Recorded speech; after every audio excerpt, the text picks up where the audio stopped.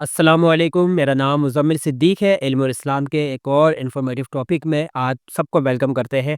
حضرت امام حسن رضی اللہ تعالیٰ عنہ علیہ السلام کے حوالے سے آپ کے حالات زندگی پر آج مختصر سی جائزہ لیں گے ہم، تو ویڈیو کو آپ نے کمپلیٹلی واچ کرنا ہے تاکہ آپ کو پوری بات سمجھ میں آئے۔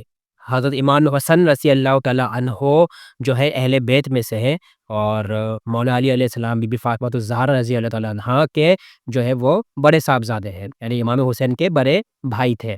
اچھا، آپ کی جو ولادت ہوتی ہے وہ ہوتی ہے 15 رمضان کو، اور 3 ہجری میں آپ کی ولادت ہو رہی ہے مدینہ منورہ میں، اور 28 صفر کو آپ کی جو ہے 28 صفر کو آپ کی جو ہے شہادت سے منسوب ہے یہ دن۔ اور جب آپ کی ولادت ہوئی تو نبی کریم صلی اللہ علیہ وآلہ وسلم نے بہت خوشی کا اظہار کیا، اور آپ نے وہ مشہور حدیث بھی سنی کہ امام حسن امام حسین جو ہے جنت کے اندر نوجوانوں کے سردار ہیں۔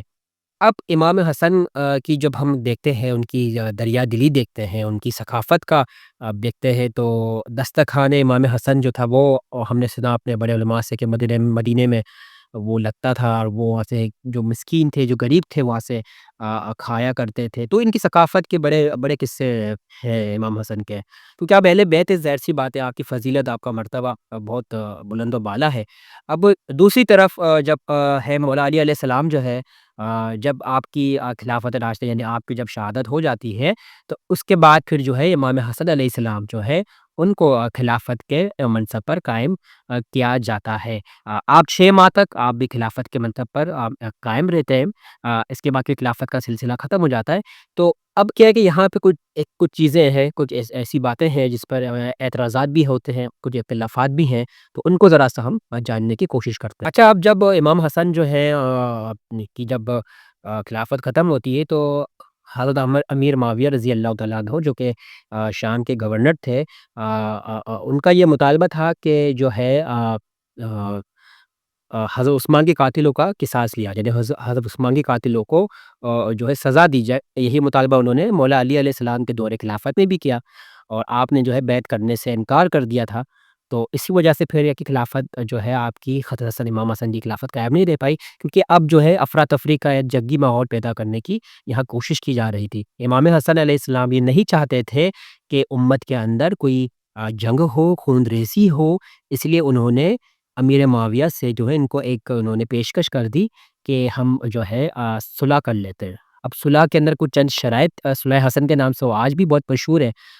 چند شرائط میں آپ کے سامنے رکھنا چاہتا ہوں، جس میں انہوں نے کہا امیر معاویہ سے، امیر شام سے، کہ امیر شام جو ہے قرآن و سنت کے مطابق جو ہے فیصلے کریں گے، اور اس کے علاوہ جو ہے مسلمانوں کو ہی اختیار ہوگا کہ آپ کے بعد جب آپ خلیفہ ہیں، لیکن آپ کے بعد ہی مسلمانوں کے پاس ہی یہ اختیار ہوگا کہ اگلا خلیفہ کون ہوتا ہے۔ تو اس طرح ساری کچھ شرائط تھی جس پر جو ہے اتفاق ہو گیا تھا، اور اس کے بعد پھر جو ہے امیر معاویہ جو تھے، اس کے بعد ان کی خلافت وہ آئی، حالانکہ وہ خلافت جو تھی وہ خلافت راشدہ کا وہ سلسلہ نہیں تھا، کیونکہ جس طریقے سے وہ امیر معاویہ آئے ہیں وہ ایک اختلافی مسئلہ ہے، اور یہ ہمارے اہل سنت بھی جانتے ہیں کہ امیر معاویہ کی جو خلافت ہے اس کو خلافت راشدہ میں ہم کاؤنٹ نہیں کرتے ہیں۔ بہرحال امیر معاویہ کے دور میں جو ہے کافی ساری چیزیں اچھی بھی بتائی جاتی ہیں، لیکن بہت ساری ایسی باتیں ہیں جو اہل بیت کے ساتھ ہے کہ ان کو جو ہے اہل بیت کو بڑا مشکل دور سے گزرنا پڑا امیر معاویہ کے دور میں، اور بہت کچھ ہوا، بہت کچھ ہوا۔ اور نبی کریم صلی اللہ علیہ وآلہ وسلم کی حدیث تھی، اور اس حدیث سے مجھے بڑا جھنجھوڑا ہے کہ نبی نے فرمایا کہ میرا یہ بیٹا حسن ہے جو سردار ہے، اور یہ امت کے 2 گروپوں میں جو ہے صلح کرائے گا۔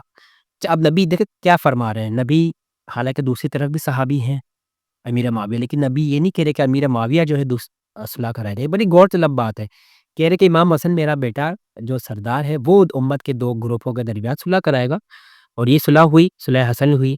اس کے بعد پھر جو ہے امیر معاویہ جو تھے وہ خلافت پر آئے، اگرچہ ان میں بہت زیادہ ہمیں اختلافات یا اعتراضات ملتے ہیں، اور کسی حد تک بہت سارے اعتراضات جائز بھی بنتے ہیں کہ یا تو مطلب کچھ خطائیں تھیں جو ان سے ہوئیں امیر معاویہ سے۔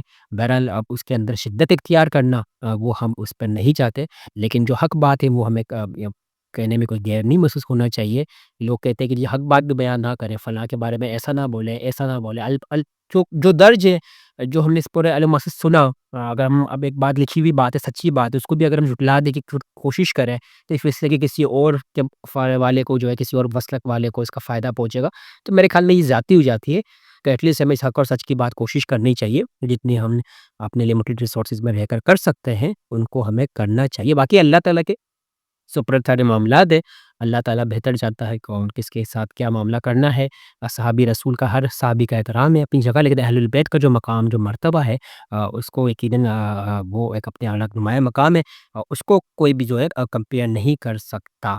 تو اس طرح جو ہے سارے آگے معاملات چلے، اور اس کے علاوہ وہ مزید کافی ساری باتیں ہیں جو اگر ہم چاہیں تو کر سکتے ہیں. بھی اختلافی موضوعات ہیں، اس پر میں نہیں سمجھتا کہ زیادہ بات کرنے کی اب زیادہ ضرورت ہے. تھوڑا سا مختصر سا میں نے آپ کے ساتھ ایک شیئر کیا، اب آپ کے ساتھ ایک معلومات. تو امید کرتے ہیں آپ کو اچھا لگا ہے. اگر اچھا لگا ہے تو ویڈیو کو لائک ضرور کیجیے گا، چینل کو سبسکرائب کر لیجیے. کوئی کوشچن کرنا چاہتے ہیں یا میری کوئی علمی اصلاح اگر آپ کرنا چاہیں تو ضرور کمنٹس میں بتائیے گا. نیکسٹ ٹاپک لے کر جلد آپ کی خدمت میں حاضر ہوں گے. جب تک کے لیے اجازت. اللہ حافظ.